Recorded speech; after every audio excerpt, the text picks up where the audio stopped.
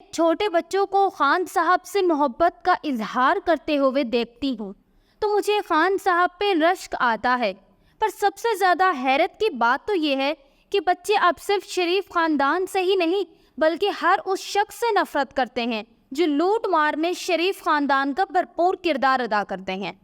اگر عوام اسی طرح لوٹ مار کرنے والوں سے نفرت کا اظہار کرتی رہی تو ان کے لیے لوٹ مار کرنا مشکل ہو جائے گا، اور پاکستان کو یہ شعور خان صاحب نے دیا ہے۔ اس شعور کے پیچھے عمران خان کی ڈھیروں قربانیاں ہیں، ورنہ پہلے تو یہ لوٹ مار کر کے لندن بھاگ جاتے تھے اور وہاں عیاشیاں کرنے کے بعد پاکستان آ کر غریب عوام کے ہمدرد بن جاتے تھے۔ یہی شعور دیکھ کر تو چوروں اور لٹیروں کی کام پہ ٹانگ رہی ہیں۔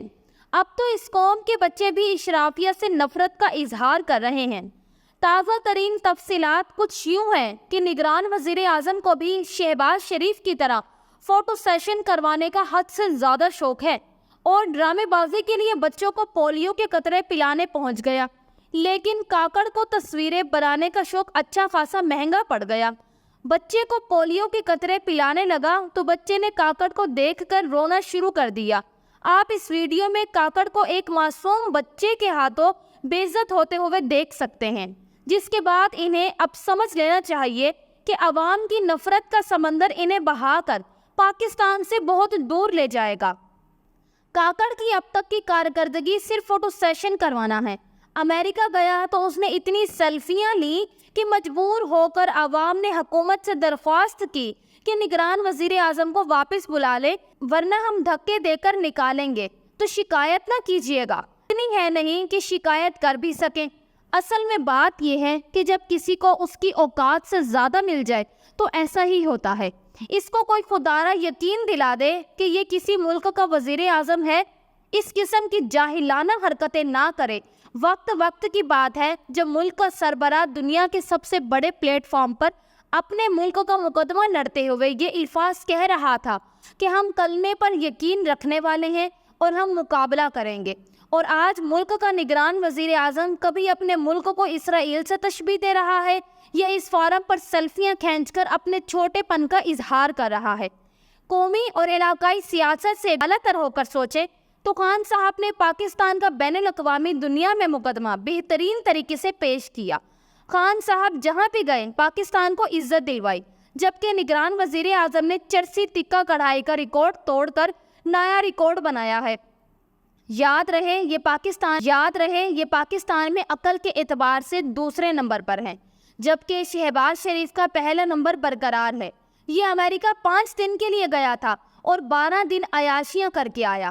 ہم کاکڑ کو کہنا چاہتے ہیں کہ موصوف ذرا سوچئے، عوام کے پیسے چوری کے نہیں ہیں۔ دنیا کی سیر تھوڑی کرنی تھی آپ نے۔ پاکستان سے لندن، لندن سے امریکہ، امریکہ سے پیرس، پیرس سے لندن، لندن سے خلیجی ممالک، مطلب 4 براعظموں کا راؤنڈ لگ چکا۔ خدارا عوام کا سوچئے، نوجوان بے روزگار ہیں، لوگ بھوک سے مر رہے ہیں، آپ کو کیسے یہ سب ہضم ہو جاتا ہے؟ لیکن جو بھی ہے، کاکڑ کی ایک بات کی تو تعریف بنتی ہے۔ میں نگران وزیر اعظم کی ایمانداری کو سلام پیش کرتی ہوں۔ سارے دورے میں وہ اپنی تصویریں خود نکالتے رہے سیلفی کے ذریعے، کیونکہ وہ عوام پہ بوجھ نہیں بننا چاہتا، اسی لیے ایک کیمرہ مین بھی نہیں رکھا۔ لیکن افسوس کا مقام یہ ہے کہ عوام کے پیسے پر نگران وزیر اعظم نے خوب عیاشیاں کی۔ نگران وزیر اعظم انوار الحق کاکڑ نے نیو یارک کے مہنگے ترین لگژری ہوٹل پارک حیات میں قیام کیا۔ اقوام متحدہ کی جنرل اسمبلی کے اجلاس میں شرکت کی غرض سے نیو یارک آنے والے پاکستان کا نگران وزیر اعظم انوار الحق کاکڑ اور نیو یارک کے ٹاپ 10 ہوٹل لسٹ میں شامل پارک حیات ہوٹل کا شمار نیو یارک کے مہنگے ترین 5 اسٹار لگژری ہوٹل میں ہوتا ہے۔ پارک حیات کی ویب سائٹ پر دیے گئے ہوٹل ریٹس کے مطابق ہوٹل کا کنگ بیڈ کے ساتھ ایک رات سٹینڈرڈ کرایہ $1995، جبکہ ناشتے کے ہمراہ $2045 درج ہے، جو کہ پاکستانی روپے کے حساب سے تقریباً 6 لاکھ روپے بنتا ہے۔ اسی طرح 1000 مربع فٹ 1 بیڈ روم سوئٹ کا کرایہ $4539 مقرر ہے۔ وزیر اعظم اور ان کے ساتھ آنے والا وفد 18 ستمبر سے 23 सितंबर तक न्यू यॉर्क में कयाम पजीर है और आवाम का पैसा बेदर्दी से उड़ाया है। वैसे पाकिस्तान इतना कमजोर भी नहीं कि एक निगरान वजीर आजम की पेरिस और न्यू यॉर्क की अयाशी बर्दाश्त नहीं कर सकता। उसने 75 साल हज साहिब की अयाशियां बर्दाश्त की हैं और कर रहा है। अमेरिकी दौरे पर मौसूफ जनरल असम्बली से खिताब करने गए थे, मालूम नहीं कौन से कानून की हैसियत से, क्योंकि निगरान हुकूमत का काम जनरल इलेक्शन कराना होता है। पाकिस्तानी आवाम महंगाई, बेरोजगारी, मुआशी बेहाली से तंग है और मौसूफ काकड़ अमेरिका में अयाशी करता रहा है। पाकिस्तान में 200 गाड़ियों के प्रोटोकॉल में खुदा बनकर तो कभी फिरौन बनकर अयाशियां करने वालों की औकात देखकर हम हैरान रह जाते हैं। 24 करोड़ अवाम का निगरान वजीर आजम जनरल असम्बली में अपनी सेल्फी खुद बनाता रहा है। बड़े ओहदे पर छोटे लोग आ जाएं तो इसी तरह होता है।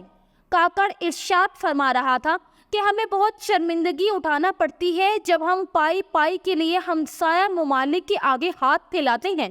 ये हमें पता है कि हमने किस तरह दिन रात मेहनत करके IMF से मुआहिदा किया। ये दोनों बातें ही हकीकत के बरअक्स हैं। ना तो इन लोगों को कोई शर्मिंदगी होती है, ना ही ये दिन रात के कर्ज के लिए मेहनत करते हैं कि ये गरीब आवाम के नाम पर लिए गए कर्ज से शाह खर्चियाँ करते हैं। मुल्क की खजाना तरह तरह की आसाइशों और अयाशियों में उड़ाते हैं और यही लोग ऐवानों में बैठकर गरीब के हक में बात करते हैं, जबकि गरीब आवाम बिजली के बिलों और तरह तरह की टैक्सेस, बेरोजगारी, महंगाई, भूख, इफलास, कुदरती आफात के नीचे दबती चली जा रही है। पढ़े लिखे नौजवान मुल्क छोड़ने पर मजबूर हैं, मिडिल क्लास तबका तंग दस्त है और गरीब खुदकुशियां करने पर मजबूर है, मगर शर्म इनको फिर नहीं आती। पंजाब निगरान हुकूमत जो जिस काम के लिए बनाई गई वो तो कर न सकी, लेकिन अयाशी के लिए 2 बिलियन रुपए मुख्तस कर दिए। काकड़ साहब पूरा वफ्द लेके अमेरिका पहुंचे हुए थे, जैसे ये पैसा इनके बाप का है। गरीब आवाम और तबाह होता मुल्क जिसका खजाना खाली है और उन बेचारों मस्कीनों के पास मुल्क चलाने के लिए कुछ है ही नहीं। उसके निगरान वजीर आजम ने अमेरिका में महंगी तरीन होटल में कयाम पजीर होना इंतहाई ज़रूरी समझा, मगर याद रहे इससे कबल जो हुकूमत थी उनके पास जहर खाने के पैसे न थे, इसलिए उन्होंने बेदरीक खाने और मुल्क को लूटने को तरजीह दी। IMF की MD का कहना है, हम चाहते हैं कि पाकिस्तान में अमीरों से टैक्स वसूली की जाए और गरीबों को टैक्स में दिया जाए। पाकिस्तानी आवाम भी अपने मुल्क में यही चाहती है, मगर यहाँ तो उल्टी गंगा बह रही है। ये तो खैर आपसे ढका छुपा नहीं है कि ये हुकूमत और इससे पहले PDM वाला लाड इस कदर मुल्क का निज़ाम दरहम बरहम और बेड़ा गर्क करके गए हैं। ये भी आपसे छुपा नहीं रहा। आप लोगों का जीना मुहाल होता जा रहा है, सबकी माली मुश्किलात में बेपनाह इजाफा होता जा रहा है। मौजूदा निगरान वजीर आजम के बस की बात ही नहीं कि वो आवाम को सुख दे सके। अब महंगाई के तूफान से बचना नामुमकिन हो गया है। निगरान वजीर आजम को मसाइल का इदराक ही नहीं, दरअसल इन्हें जो ड्यूटी सौंपी गई है वो इसे पूरा कर रहे हैं। महंगाई का ये परेशान कुन मसला इंतखाबात से भी हल नहीं होगा। मुझे सिर्फ एक हल नज़र आता है जो मुमकिन भी है, तमाम सरकारी मराआत मुकम्मल तौर पर ख़त्म कर दी जाएं और आवाम कफ़ायत शुआरी के इस्लामी असूलों को अपनाए। इखराजात में 70% कमी करनी होगी। सरकारी इदारे भी अपने बेपनाह अखराजात और अयाशियाँ ख़त्म करें तो कुछ सुकून हो जाएगा। लेकिन खबरदार किसी ने काकड़ को कुछ कहा, उसे तो खाई में गिरने से पहले गाड़ी स्टेयरिंग व्हील रिजाइन चेंज किरदारों ने दिया ही इसलिए है कि खाई में गिरने का इल्ज़ाम नवाज शरीफ और आसिफ अली जरदारी पर ना लगे और काकड़ को जिम्मेदार ठहरा के अगला इलेक्शन लड़ा जा सके। यह निगरान सेटअप रिजाइन चेंज किरदारों का मुश्तरका तसलसल है, सिर्फ पैकिंग बदली है जबकि माल और फैक्ट्री वही है।